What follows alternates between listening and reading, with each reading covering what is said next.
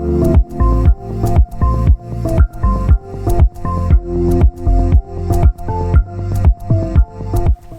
guys and welcome back to my channel. This is episode 3 of the water cycle and water insecurity revision series over here on my channel. Today we're going to be looking at local hydrological cycles, specifically looking at drainage basins. I'll try and remember to link the rest of the playlist up here if you haven't seen the first 2 videos, and if you're looking for any other geography related videos, I actually have a load of series already over on my channel. If there's one that you haven't seen over there yet, leave it in the comments down below and I may be able to upload that next for you. Yeah, but without further ado, let's just get straight on into this video. Open systems. The global hydrological cycle is a closed system. It's a continuous cycle, and over the longer term, nothing is gained or lost. But at a local scale, hydrological processes operate within areas drained by rivers and its tributaries, known as a drainage basin. Drainage basins vary enormously in size and nature. For example, the Mississippi Basin drains nearly 3.3 million kilometres squared. Much of it is remote, while the Thames Basin drains 16,000 kilometres squared and is very densely populated. Drainage basins are also referred to as catchment areas because they catch all of the precipitation falling within the watershed, an imaginary line around the edges of the basin, separating one basin from another. Drainage basins are open systems. Their inputs are not governed by outputs, and they can lose more than they receive. They lose water by evaporation and transpiration to the atmosphere, surface runoff, also known as overland flow to the sea, percolation into groundwater stores. Each of these processes operate in a natural sequence called sequential system, where one step follows the other. Hydrological processes. When precipitation occurs, the water can only follow 3 pathways. It can reach the land surface and then infiltrate to the topsoil, run off the surface as overland flow, also known as surface runoff, or be evaporated back into the atmosphere. Any pathway could be delayed by the following. The water could be intercepted by plants or buildings before either evaporating or infiltrating into the surface. Some surface water infiltrates through the surface and eventually percolates through the rocks underneath to become groundwater, where it may be stored as aquifers for some time. Surface runoff occurs over impermeable, saturated or baked surfaces, eventually reaching river channels as stream flow. Drainage basin factors. Solar energy and gravity control the natural environments, the natural movement of water within the drainage basin.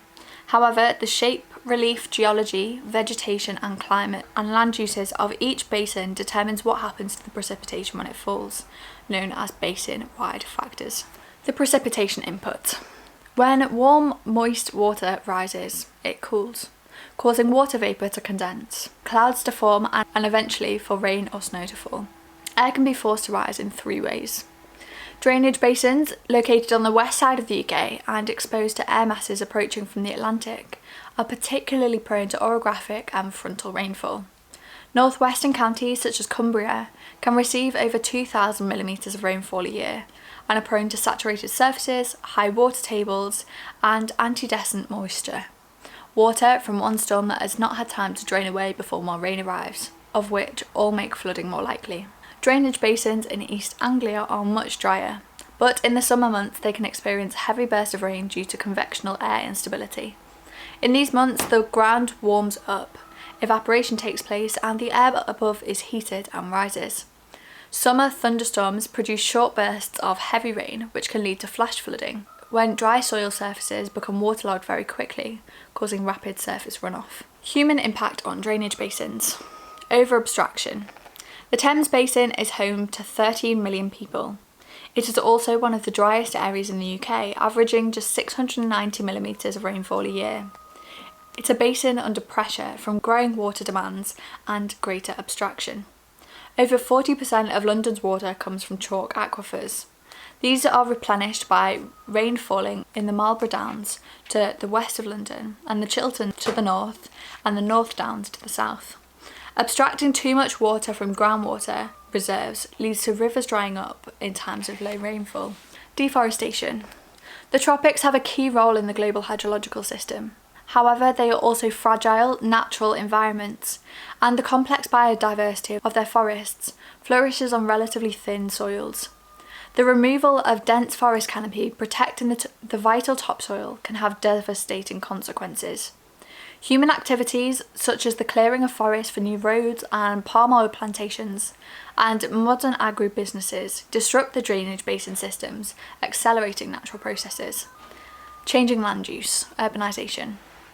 Building new storage reserves or abstracting more water from rivers and groundwater reserves helps to satisfy the increasing water demands of expanding cities at the expense of natural water flows. It can also affect the local hydrological cycle. Reservoirs. Man-made storage reservoirs interrupt the natural flows of water by delaying the flows through a drainage basin, adding to more amounts lost through evaporation.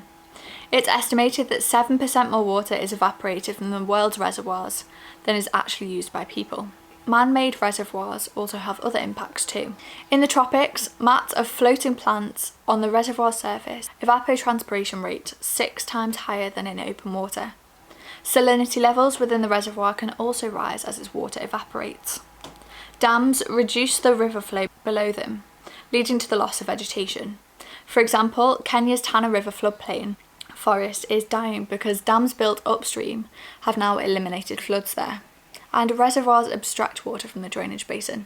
And that is the end of episode 3. I hope you learned something. I hope you can take something away from this.